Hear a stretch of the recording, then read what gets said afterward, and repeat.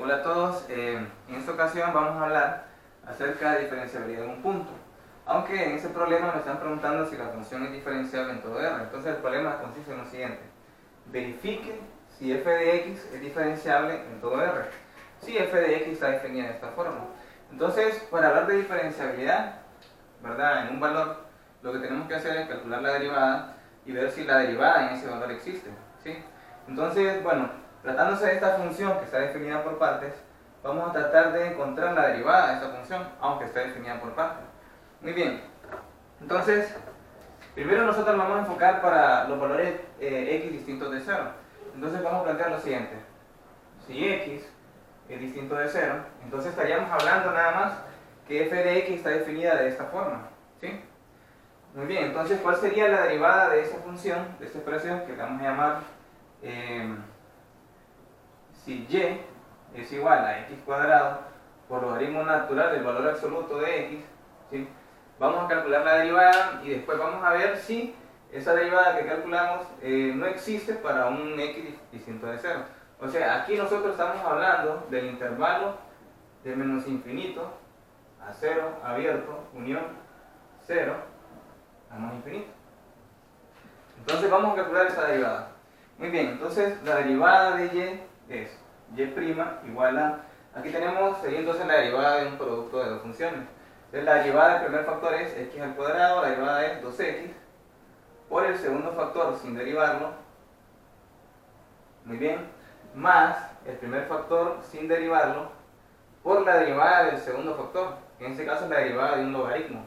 Y la derivada de un logaritmo es, la derivada del logaritmo de u es u' sobre u.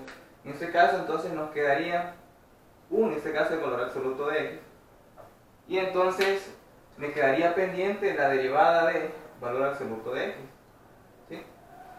Entonces, seguimos acá, la derivada de y es 2x por logaritmo natural de valor absoluto de x, más x al cuadrado, y la derivada de valor absoluto de x es valor absoluto de x sobre x, o x sobre valor absoluto de x. Entonces lo vamos a escribir así como valor absoluto de x sobre x, esa es la derivada de valor absoluto de x, y copiamos el valor absoluto de x que ya teníamos antes. Entonces, aquí podemos cancelar, ¿verdad?, este valor absoluto de x porque x es distinto de 0. Entonces cancelamos este valor absoluto de x y nos queda simplemente que la derivada de y es 2 por x por logaritmo natural del valor absoluto de x, más, y aquí podría cancelar también esta x con una de esas que está multiplicando, y entonces nos queda simplemente x. Entonces, si nosotros analizamos un poco la derivada, ¿verdad?, de esta función, solo de esta para x distinto de 0, resulta esta expresión, y vean que eso está definido para cualquier valor de x diferente de 0. O sea que la derivada de f para un x distinto de 0 existe, ¿verdad? Aquí no hay ningún problema, esto existe para toda x que pertenece a los reales excepto en 0. En 0 sí no existe porque tengo el logaritmo de 0, que ya sabemos que eso no existe. Entonces, hasta el momento, lo que nosotros hemos verificado es que la función f de x, por medio de esta expresión, es diferenciable en todos los reales excepto en 0, ¿sí? Ahora hay que ver qué pasa en 0. Entonces vamos a hacer el análisis puntualmente de lo que sucede en 0. Muy bien, entonces vamos a borrar esta partecita de aquí. Vamos a borrar esa partecita de acá.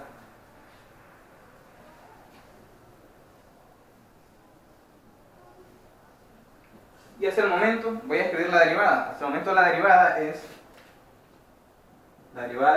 es esta expresión, 2 por x, logaritmo natural de valor absoluto de x, más x. Y ahí estamos hablando para x distinto de 0. Si x es distinto de 0. Ahora, si x es igual a 0, pues no lo sabemos. Puede ser que exista o puede ser que no exista. Eso es lo que vamos a ver en ese momento. Muy bien, entonces solo falta verificar si x es igual a 0. Vamos a ver qué pasa con la derivada. En este caso, ¿verdad?, tenemos una constante en 0. Pero el problema es que yo estoy derivando para x igual a 0, pero acá obviamente influye lo que pasa a la izquierda y a la derecha de este valor con respecto a la función, ¿sí? Entonces aquí tenemos que aplicar necesariamente la derivada. No es como que vamos a derivar esta constante y ya, ¿verdad? No, es así. Porque la derivada involucra todo lo que está a la izquierda y a la derecha de un valor. Es decir, nosotros queremos calcular la derivada en 0, ¿sí? Pero la derivada, la existencia de la derivada va a depender del comportamiento de la función, de lo que pasa a la derecha y de lo que pasa a la izquierda, ¿sí? Entonces, de alguna manera se va a involucrar esta expresión. Entonces, necesariamente tenemos que aplicar la definición, pero no es como que vaya a derivar la constante y ya. No, no es así. Entonces, vamos a aplicar la definición para ver qué pasa con la derivada en 0. Entonces, la definición, ¿qué me dice? Bueno, si queremos la derivada en 0, sería la derivada evaluada en 0 sería, según la definición, esto es el límite cuando h tiende a 0. En este caso sería, estamos evaluando en 0, sería la función evaluada en 0 más h menos la función evaluada en 0, todo eso dividido entre h, ¿sí? Entonces vamos a sustituir todo eso. Entonces la derivada evaluada en 0 es el límite cuando h tiende a 0, y la función evaluada en 0 más h, la función está definida de esta forma. Ahora, vean ustedes que 0 más h, bueno, al final quedaría entonces f de h, ¿verdad? Menos la función evaluada en 0. Pero la función evaluada en 0 es 0, según la definición de la función. Esto sería 0 y aquí tendría h. Muy bien. Ahora, ¿qué voy a sustituir para f de h? Vean que h no es 0.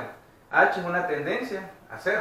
O sea que la función evaluada en un número diferente de 0 tendría que evaluarla en esta expresión.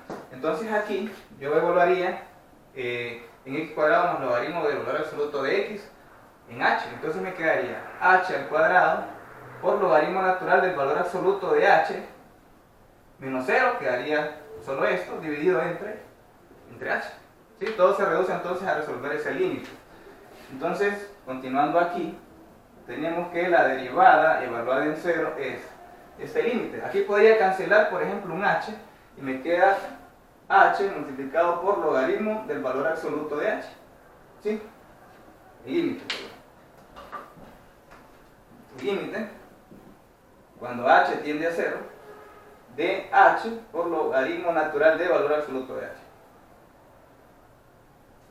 Ahora, si nosotros evaluamos esto, ¿qué nos va a quedar?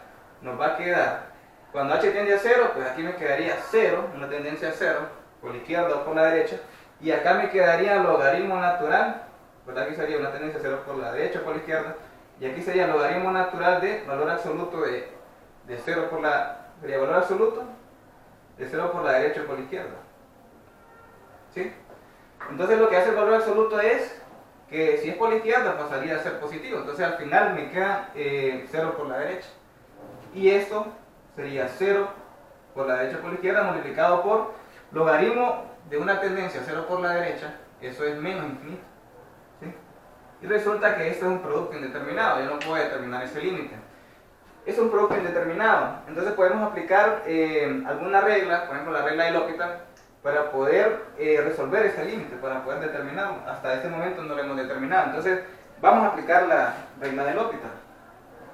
Entonces continuando acá tenemos la derivada de la función en 0 es el límite cuando h tiende a 0, pero para poder aplicar la regla de L'Hopital tenemos que escribir la función como un cociente de dos funciones, y aquí tengo un producto. Entonces, bueno, podría pasar cualquiera de esos dos factores, de esas dos funciones, dividiendo, ¿verdad? Como su recíproco.